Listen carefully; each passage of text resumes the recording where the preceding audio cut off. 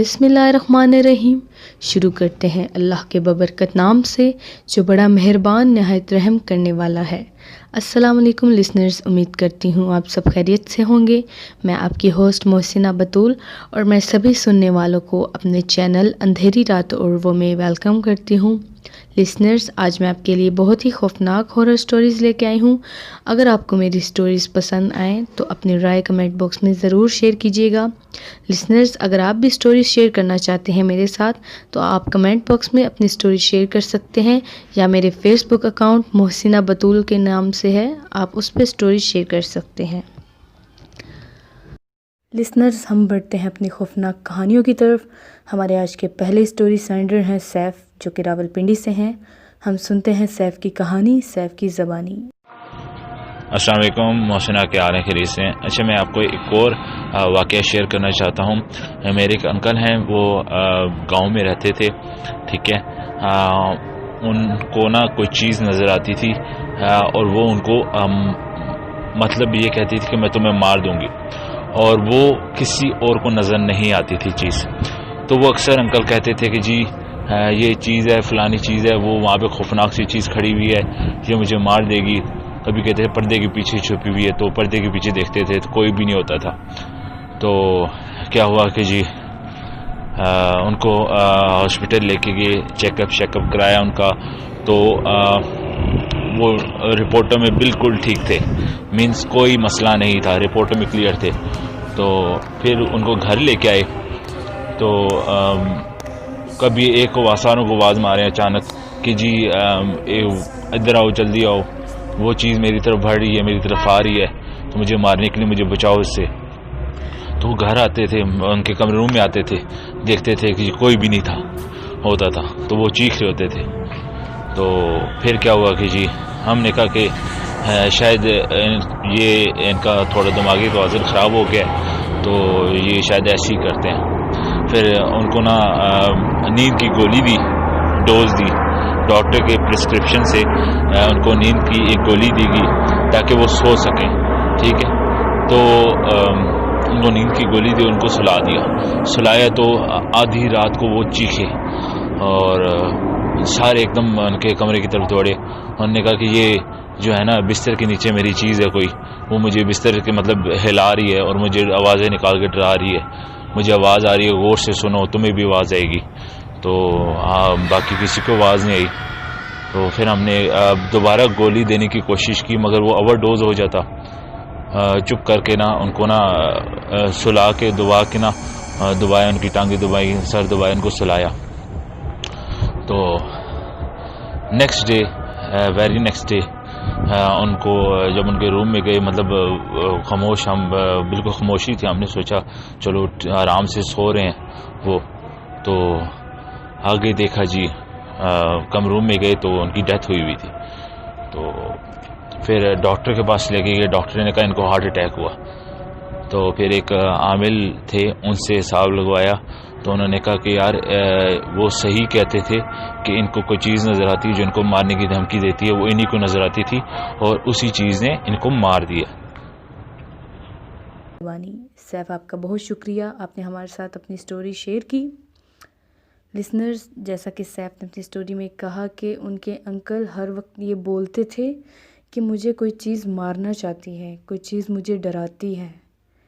उन्होंने सबको बताने की कोशिश की, लेकिन किसी ने भी उनका यकीन नहीं किया। सब ने समझा शायद ये पागल हो गए हैं या इनको कोई दिमागी बीमारी हो चुकी है, लेकिन वो सच कहते थे। काश अगर उस वक्त ये लोग उनका यकीन कर लेते तो आज वो ज़िंदा होते। लिसनर्स, मैं ये कहना चाहूँगी कि कभी भी इस चीज़ को आप लाइट मत लें। अगर हम में से या आप में से किसी के साथ ऐसा हो तो काइंडली आप लोग इस चीज़ को आसान मत लें और उनकी बात का यकीन करें। अगर उनकी बात का किसी ने यकीन किया होता तो आज वो अपनी फैमिली के साथ हंसी खुशी ज़िंदगी गुजार रहे होते, लेकिन अफसोस उस चीज़ ने उन्हें मार दिया। सैफ, हमें बहुत अफसोस है आपके अंकल का, अल्लाह ताला उन्हें जन्नत में जगह अता फरमाए। لسنرز، اسی کے ساتھ ہم بڑھتے ہیں اپنی دوسری سچی کہانی کی طرف جو کہ ہمارے ساتھ شیئر کی ہے علی نے پتوکی سے۔ علی کہتے ہیں کہ میں ایک مدرسے کا اسٹوڈنٹ ہوں۔ تقریباً 1 سال پہلے کی بات ہے۔ میرے جو استاد ہیں جو ہمیں پڑھاتے ہیں مدرسے میں نے ان سے کہا کہ مجھے روحانی علم سیکھنا ہے۔ وہ یہ سارا روحانی علم وغیرہ جانتے تھے، تو میں نے کہا کہ مجھے روحانی علم سیکھنا ہے۔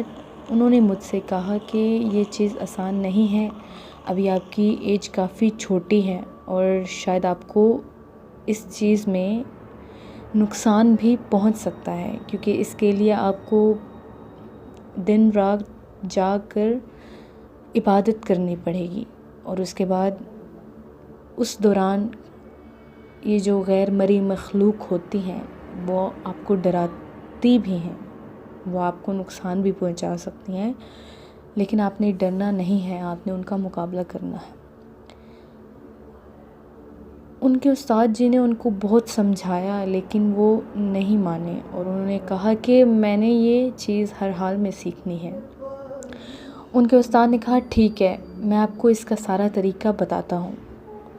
اس سے پہلے ان کے استاد جی نے ان کو ایک تعویذ بنا کر دیا کہ جب آپ یہ ورد سٹارٹ کرو گے، یہ تعویذ آپ نے اپنے گلے سے نہیں اتارنا، صرف آپ نہاتے وقت اس کو اتار سکتے ہیں، اس کے علاوہ آپ نے اپنے جسم سے یہ تعویذ دور نہیں کرنا، ورنہ آپ کو نقصان پہنچا سکتی ہیں چیزیں۔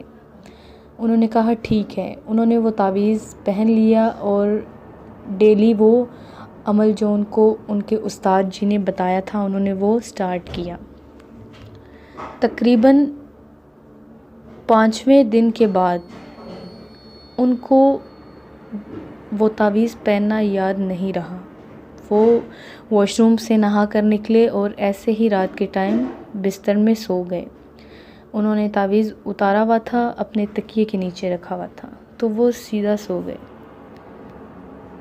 جب رات کے 2 کا وقت آیا تو ایک دم سے ان کو اپنے سینے پر بہت بھار محسوس ہوا، ان کا سانس بند ہو گیا۔ جیسے ہی انہوں نے آنکھیں کھولی تو ان کے اوپر ایک بہت ہی خوفناک آدمی جو ان کا گلا دبوچ رہا تھا، اس کی شکل بہت ہی خوفناک تھی اور وہ ان کو مارنے کی کوشش کر رہا تھا۔ ان کا سانس بند ہو رہا تھا اور وہ اپنے آپ کو اس سے چھڑوانے کی کوشش کر رہے تھے، لیکن وہ چیز بہت بہادر تھی جو انہیں چھوڑ نہیں رہی تھی۔ اتنے میں ان کو یاد آیا کہ ان کا تعویذ انہوں نے تکیے کے نیچے رکھا تھا۔ ایک دم سے انہوں نے وہ تعویذ اٹھایا تکیے کے نیچے سے اور اس کے ماتھے پر وہ تعویذ ٹچ کیا اور ایک دم سے وہ غائب ہو گیا۔ ایک دم سے ان کی آنکھ کھلی، انہوں نے دیکھا کہ تعویذ ان کے ہاتھ میں تھا۔ یہ چیز وہ ریل میں بھی ہو رہی تھی اور وہ اس وقت نیند میں بھی تھے۔ انہوں نے جب اٹھ کر دیکھا تو وہ تعویذ ان کے اس وقت ہاتھ میں تھا۔